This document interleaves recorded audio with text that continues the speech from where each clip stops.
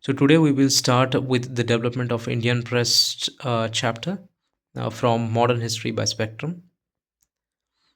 So this is a reading for this entire book. Okay, we can continue with this chapter now.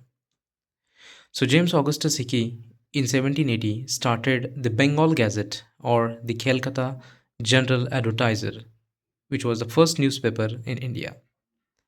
But this newspaper was seized in 1872 because of its outspoken criticism of the government. Later, more newspapers or journals came up: the Bengal Journal, Calcutta Chronicle, Madras Courier, Bombay Herald. But the company's officers were worried that these newspapers might reach London and expose their misdeeds. Thus, they saw the need for the curbs on the press, and therefore the following regulations were enacted. Now, early regulations include censorship of Press Act 1799. Now, there was a Governor General called Lord Wellesley who enacted this act anticipating French invasion of India. It imposed almost wartime press restrictions, including pre-censorship. These restrictions were relaxed under Lord Hastings, who had progressive views, and in 1818, pre-censorship was dispensed with. Okay. Then came the Licensing Regulations 1823. The acting Governor General, named John Adams, who had reactionary views, enacted this act. According to this regulation, starting or using a press without license was a penal offense. Now, these restrictions were directed chiefly against Indian language newspapers or those which was edited by Indians. Rajaram Mohan Roy's Mirat ul Akbar had to stop its publication because of this regulation. Okay, so after this act, there came the Press Act of 1835 or the Metcalfe Act. The Metcalfe was a governor general in 1835 to 36. He repealed the obnoxious 1823 ordinance and earned the epithet of Liberator of the Indian Press.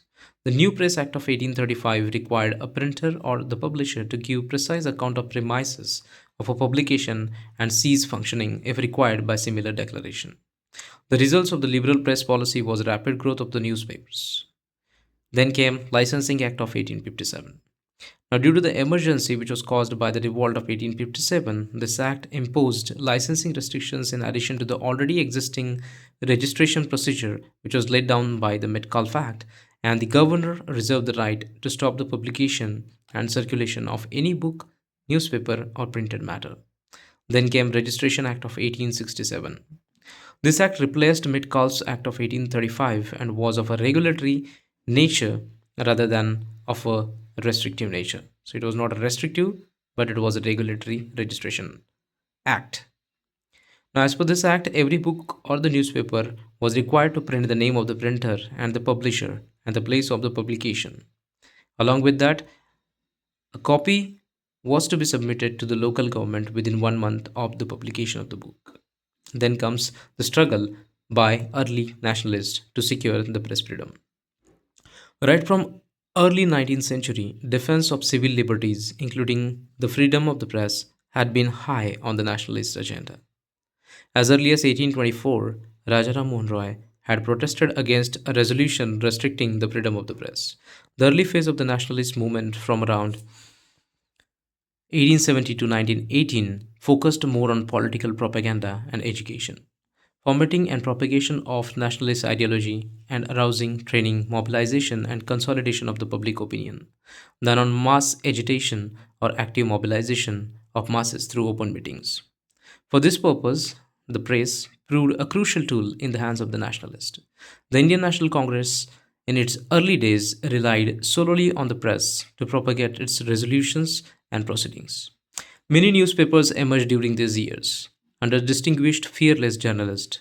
Now, this includes Hindu, Hind, and Swadesh Mitra under G. Subramaniam Iyer, The Bengali under Surendranath Banerjee, Voice of India under Dadabhai Nauroji, Amrit Bazar Patrika under Sisir Kumar Ghosh and Motilal Ghosh, Indian Mirror under N. Sen, Kesari in Marathi and Maratha in English under Bal Gangadhar Tilak, Sudarak under Gopal Krishna Gokhale, and Hindustan, an advocate under G.P. Verma. Other main newspapers included Tribune and the Akhbar-e-Aam in Punjab, Gujarati, Indu Prakash, Dan Prakash, and Kal in Bombay, and Som Prakash, Banganivasi, and Sadharani in Bengal. Now, these newspapers were not established as a profit making business ventures, but were seen rendering national and public service. In fact, these newspapers had a wide reach and they stimulated library movement. Their impact was not limited to cities and towns. These newspapers reached to remote villages where each news item and editorial would be read and discussed thoroughly in the local liberties, which would gather around a single newspaper. In this way, these liberties served the purpose of not only political education but also of the political participation. In these newspapers, government acts and policies were put to critical scrutiny. They acted as an institution of the opposition to the government. The government, on its part, had enacted many strident laws, such as Section 124 of the Indian Penal Code, which provided that anyone trying to cause disaffection against the British government in India was to be transported for life or any term or imprisoned up to 3 years. But the nationalist minded journalist had evolved many clever stratagems, to subvert these legal hurdles.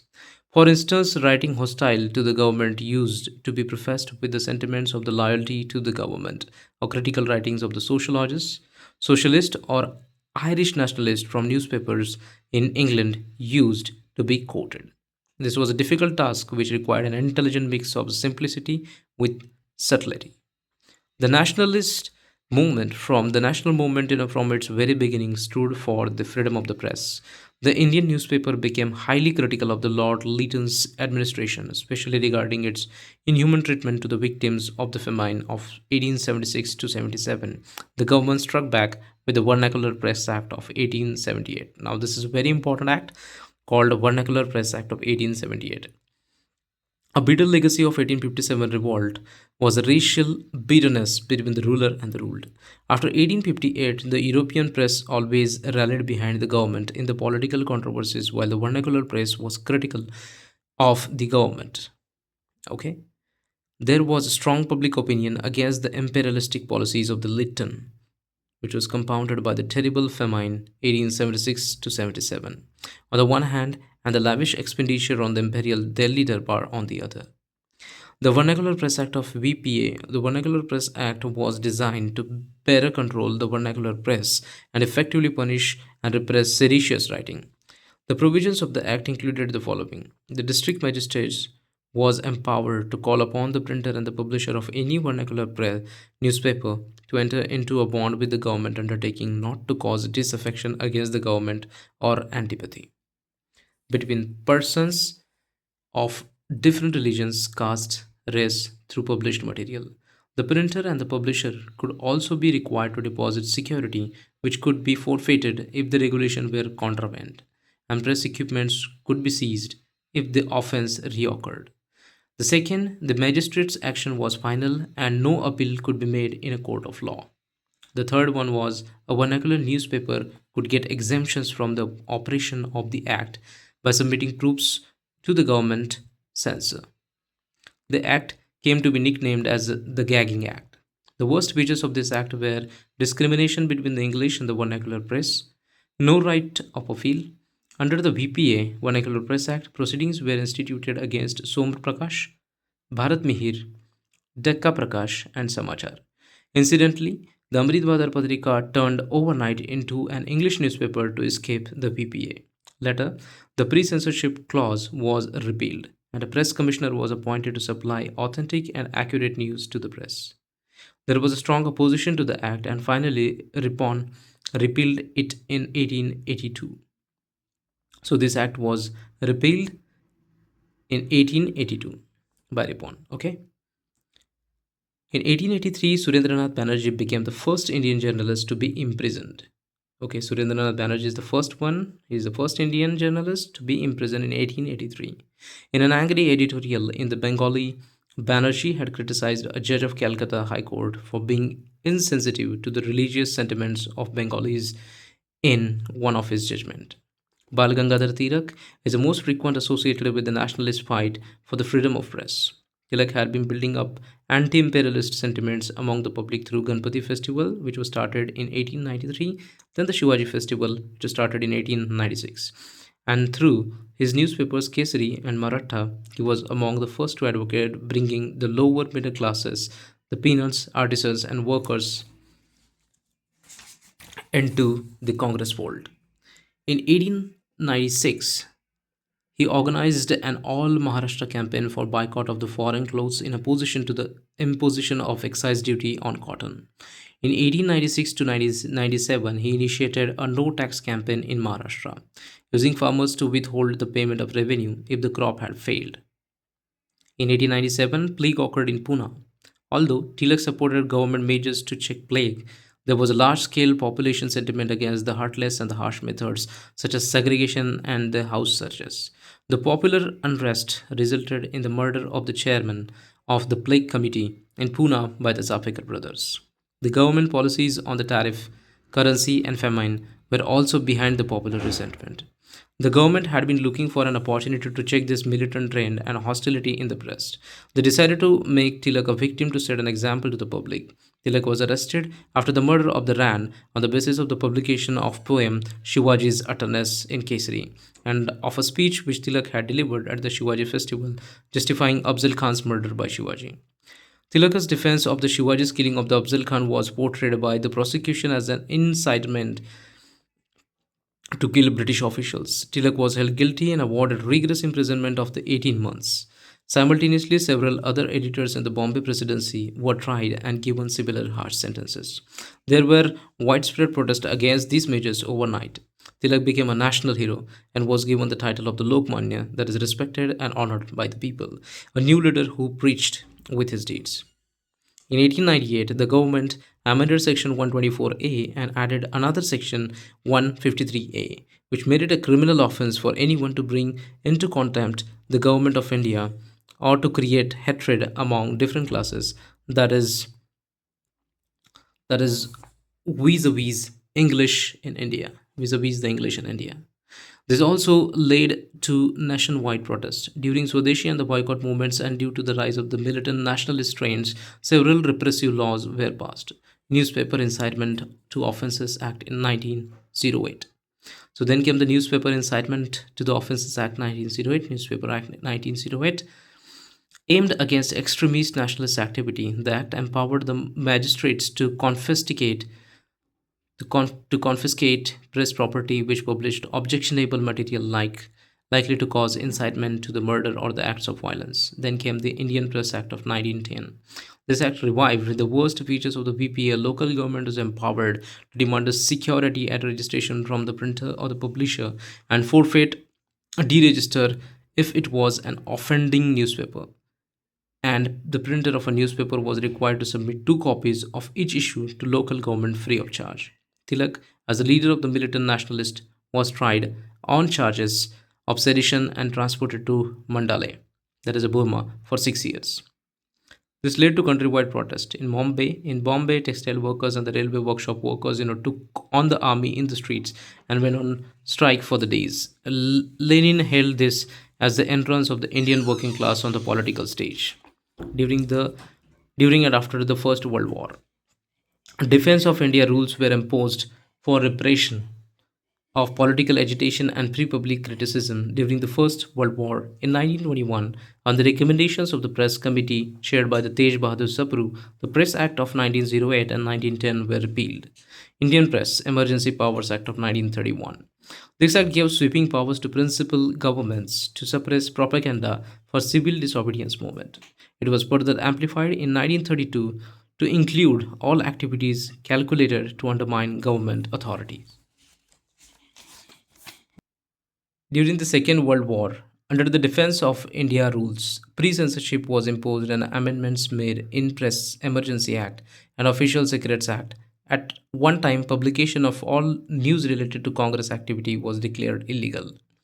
Now there are some acts that was enacted after independence. There came the Press Inquiry Committee 1947. The committee was set up to examine the press laws in the light of the fundamental rights, which was formulated by the Constituent Assembly. It recommended repeal of the Indian Emergency Powers Act 1931, amendments in the Press and Registration of the Books Act, modification in Section 124A and 156A of the IPC, among others. Then came Press, that is Objectionable Matters Act 1951. This act was passed along with the amendment to Article 19(2) of the Constitution. This act empowered the government to demand and forfeit security for the publications of the objectionable matter, which was aggrieved. Owners and printers were given right to demand trial by jury. It remained in force till 1956. Then came the last act, that is a Press Commissioner under Justice Rajadeksha. The commission recommended in 1954 the establishing of All India Press Council, fixing press page schedule system for newspapers, banning crossword puzzle competitions, evolving strict code of advertisement by newspapers, and desirability of preventing concentration in ownership of Indian newspapers. Other acts which was passed include delivering of the books and the newspapers, Public Libraries Act 1954, Working Journalist, that is Conditions of the Services, and Miscellaneous Provisions Act 1955. Then came Newspaper Price and Page Act 1956 and the Parliamentary Proceedings, that is a Protection of the Publications Act 1960.